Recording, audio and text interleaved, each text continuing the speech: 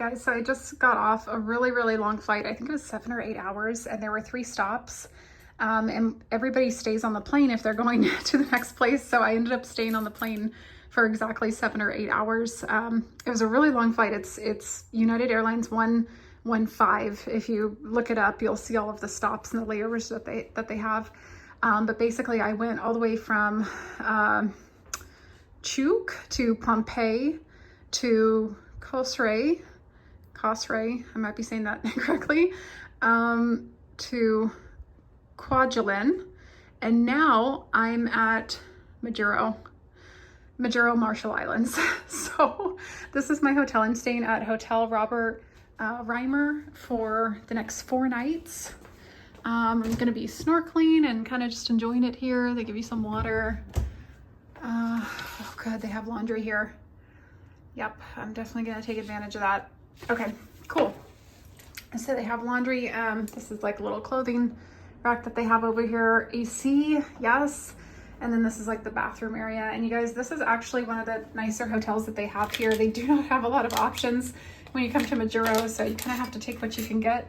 I'll show you guys what the bathroom looks like. I haven't even really looked in the bathroom, so you're seeing it for the first time and I'm seeing it for the first time.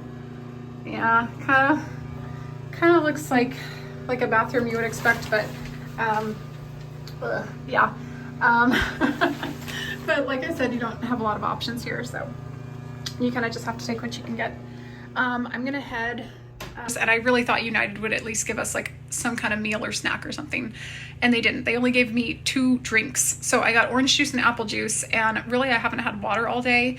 Finally, I asked for some food. I was like, can I please purchase some food? And the lady brought me like their breakfast thing. So she brought me like a muffin and like some fruit. But you guys, I'm like starving. Like last night I didn't eat anything because it was Sunday night in Chuk, Micronesia, so everything was closed. And then today I was on the flight all day, so I'm just so excited to go eat. I'm really excited, you guys, for snorkeling. I cannot wait. I think this is gonna be so much fun. I'm already seeing bugs in this hotel room. I'm gonna ignore that though. There's nothing I can do about it, so we're just gonna ignore that. But yeah, I'm really excited, and I hope you guys enjoyed this video. All right guys, so it's next morning in Majuro. I only have 1 mission today. Let's turn this off. It's so loud. And that's just good to go to the dive shop and basically sign up for some diving tomorrow. I believe they have a US airplane that you can go see on another island outside of Majuro. So I thought that would be really cool to go see. And I think they take you around to do snorkeling or diving as well. So we're gonna go head over to the dive shop. I think I'm gonna stop and get breakfast somewhere because I do need a little bit of Wi-Fi. So I came to this hotel assuming that they would have Wi-Fi, and they do, but you have to pay $15 a day for Wi-Fi. So you pay for the room, and then they charge you either $5 an hour or $15 for 24 hours. They give you instructions on how to connect the Wi-Fi. I couldn't believe it. You guys, out of all the hotels that I've stayed at in my whole time of travel, I have never seen a hotel charge $15 a day for Wi-Fi. I feel like that's just such a scam. I'm just like so offended by that. I can't believe that they would do that to their own guests, but whatever. It is what it is. It's life, right? So yeah, I'm gonna go head over, get some breakfast, go to the dive shop, probably try to go explore the island later today when it gets a little bit cooler. I actually went to go pay the $15 a day, they upcharge, because I needed it in my room, and they don't have it.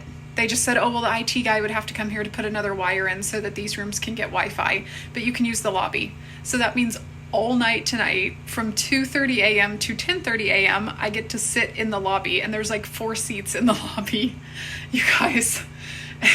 So I can't stay in the privacy of my own hotel room and call my clients. I have to go out into the lobby, which is going to be fun because my clients are going to hear all of the background noise in the back.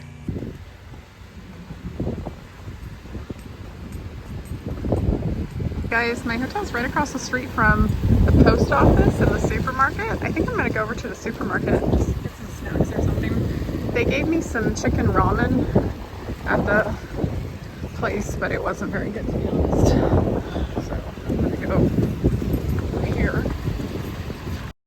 That place said supermarket, but it didn't have any food in it. It was like a hardware store. Yeah, I ordered ramen this morning for breakfast and they gave me like actual top ramen.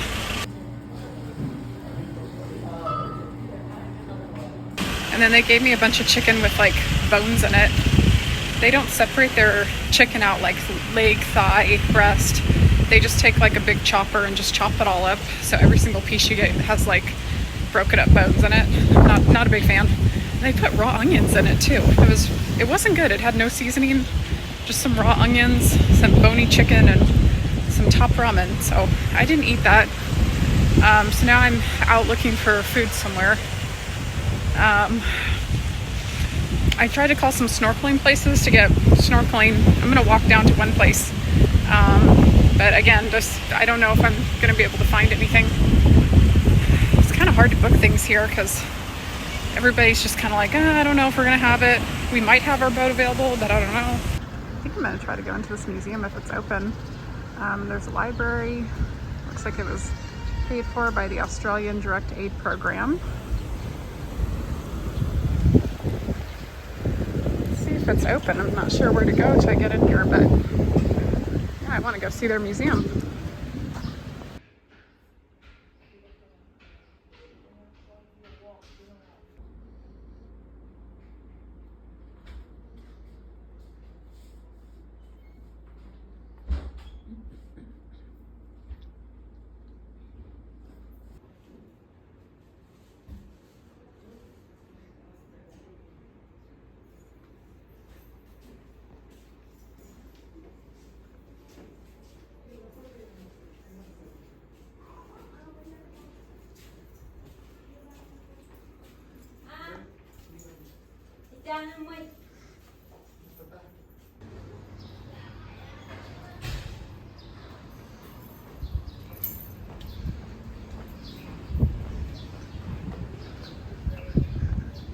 Alright, well that was kind of interesting.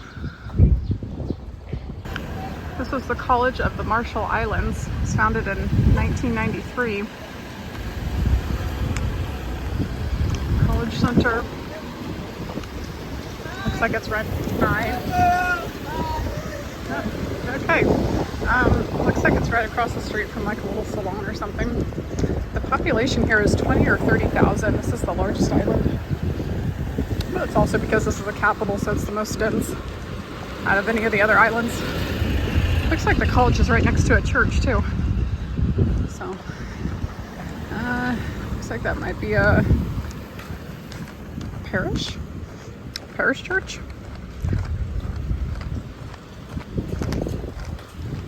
This is the fire station of the Marshall Islands, or Majuro.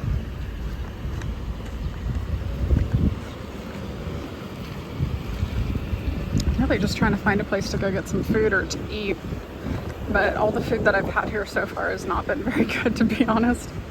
The food over in Micronesia was really good, and this one has not been as good.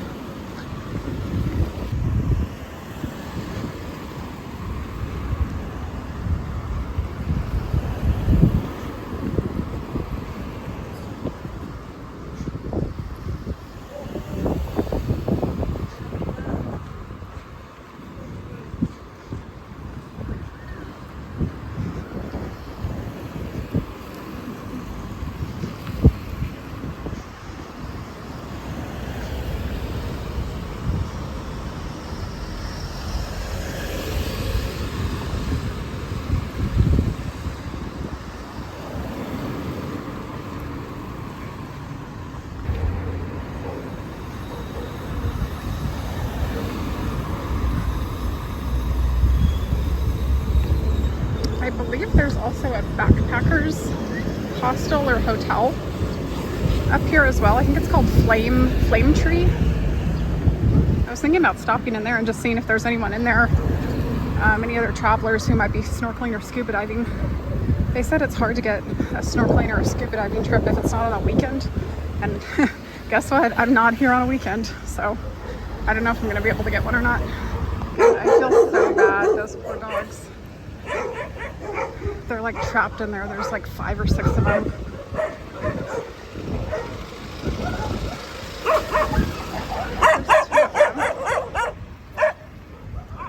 They're friendly either. You can tell that they've been bred just to like protect the owners. And I don't even know why, because I mean, it's an island of 20,000 people. You don't really need, hey, no. You guys, if you're a dog lover, you might not want to come here.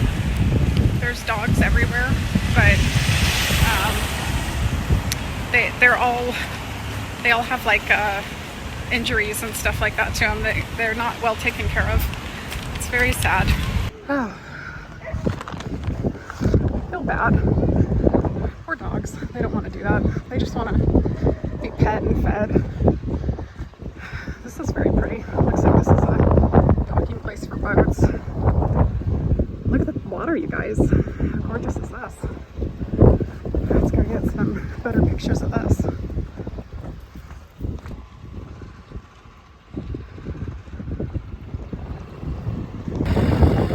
This is their cemetery over here. I know this island only has a population of 20 or 30,000, but that is not enough room. I wonder if a lot of people are cremated when they die. It looks very overgrown. I'm kind of curious to go across and see when all of those people died, though, just to see the names and the years, but I don't know if the tombstones are going to be up to date or if they're going to be legible. Might do that on the way back. You have to remember this island, it's kind of L-shaped, at least in the walking parts of it. So right now I'm going towards the curved part. You can kind of see it start to curve up here, but you're only a couple feet from the water no matter where you are, because the island itself, it's like a little strip.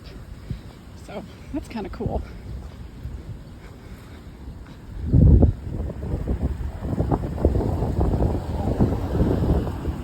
No idea what this is, you guys. It looks like an embassy of some kind. There's a couple nice buildings down this street. This is kind of towards the airport when you get to that curved part. So there's a little bit more land over here compared to the rest of the little strip that you walk down. There's a supermarket. Bank of Guam. Bank of Guam is everywhere.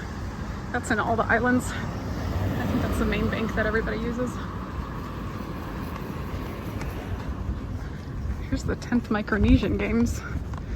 I think that's for the Olympics, maybe? Maybe I'm wrong, I don't know. Yeah, it is, it's the Olympics. You see the little Olympic rings down below. They're having the SEA Games, the Southeast Asian Games right now too, to see who goes to the Olympics. So everybody's preparing for the Olympics. Let's go over into this grocery store and see what it looks like in there.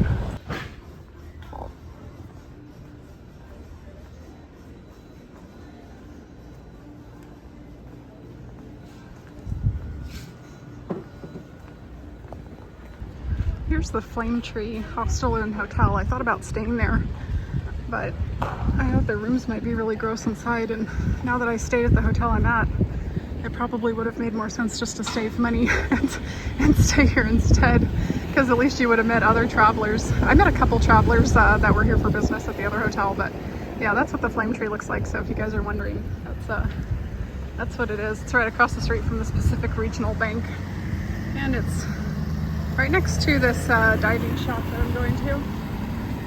Looks like they have a massage and a salon place right next to the Flame Tree too. So, yeah. You guys, I walked like an hour to get down to this Ray Crew place at this hotel. And they said it's in room 141 and it's closed. You guys, I walked all the way down here and there's like nobody who can help me. And all I want to do is just spend money to go diving and snorkeling. And the person at the front desk just goes, I don't know their schedule. I don't know. It's like, that's your problem and we're not going to help you with it and we don't care. And it's just kind of like, it's like a very removed, reserved attitude towards like anybody else besides yourself.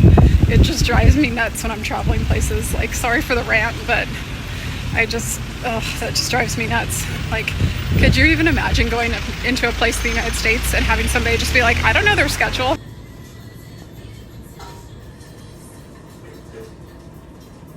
Oh my gosh, you guys, those people in the Island Cafe, that was a good place to go eat. At least it was clean, but they charged me 25 cents for a straw and they were so rude.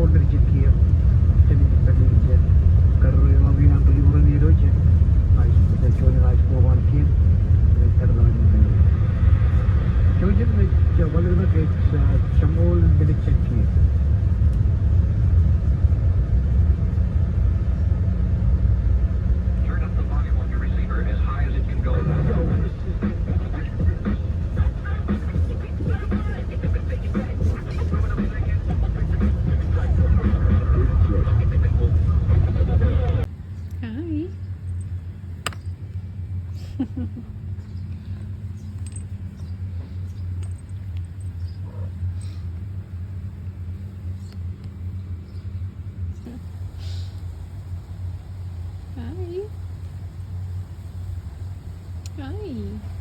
How's it going? I keep trying to message and call people I just need to book a ship just so that I can go snorkeling out in the water somewhere. There's Bikini Atoll, which is a place where you can go see, it's for wreck diving basically. There's a lot of, there's like a US airplane on one of the islands. There's a bunch of ships that you can go see.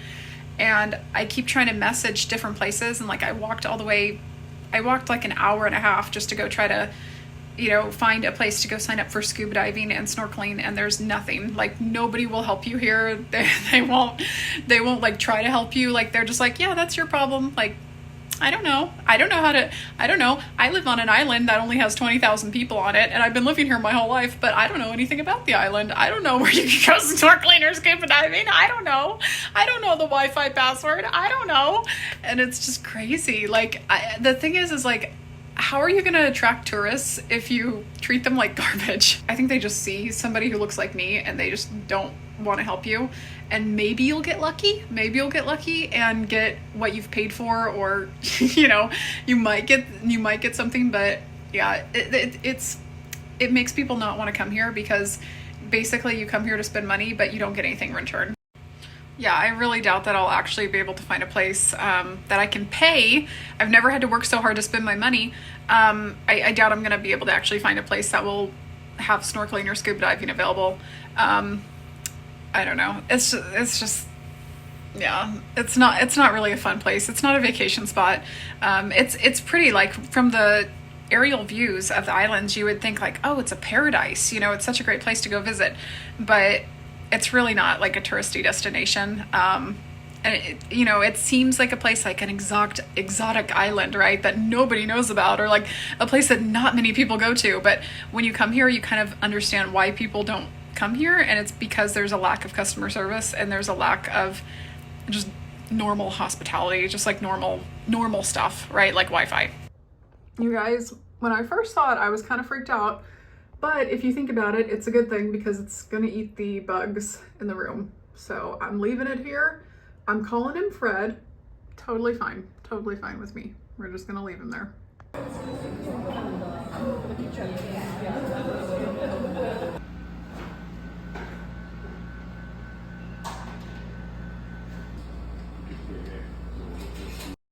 So you guys, this is my very last night here on Majuro, or Majuro, however you want to say it. This has been a waste of my time.